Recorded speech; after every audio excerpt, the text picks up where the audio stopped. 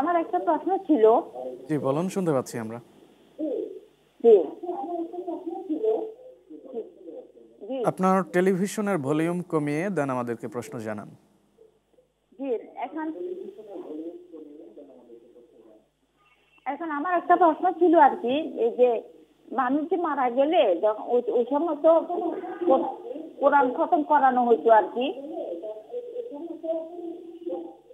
আর আচ্ছা, জি আমি আবার ওই তিন আমাদের চার কাছে দিন মনে পরে হচ্ছে আবার আপনি ধরেন এটা জায়েজ কিনা এরকম কিছু জানতে চাচ্ছেন। সাথেই থাকুন, আমরা জানাবার চেষ্টা করছি।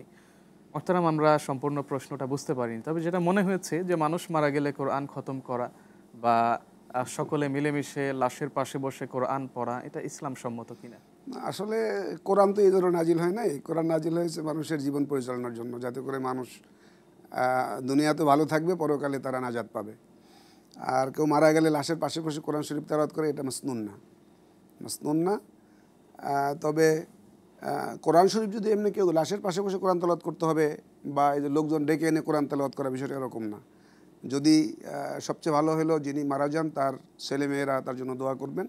দোয়ার আগে যদি তিনি কোরআন তেলাওয়াত করে দোয়া করেন, করতে পারেন। কিন্তু আমাদের যে রেওয়াজ, যেটা আর কি রসম, সমাজে প্রচলিত যে রসম, যে কেউ মারা গেল আর হাফেজদেরকে ডেকে আনলাম, এনে মাইয়াতের পাশে বসে কোরআন খতম করলাম, এটা মাসনুন পদ্ধতি না, মাসনুন পদ্ধতি।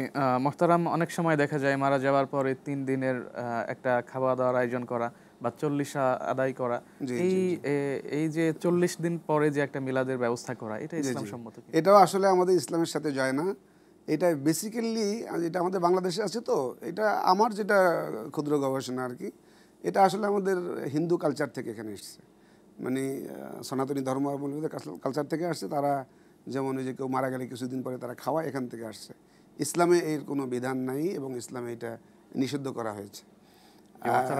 তবে এমনিতে মানে এই দিনক্ষণ নির্ধারণ না করে কেউ যদি মাইয়েতের মাগফিরাতের জন্য, মাইয়েতের পরকালে তার আযাব হালকা হওয়ার জন্য, তার তারাক্কির জন্য যদি মিসকিনকে খাওয়ায়, গরিবকে খাওয়ায়, এটা অ্যানাদার থিং।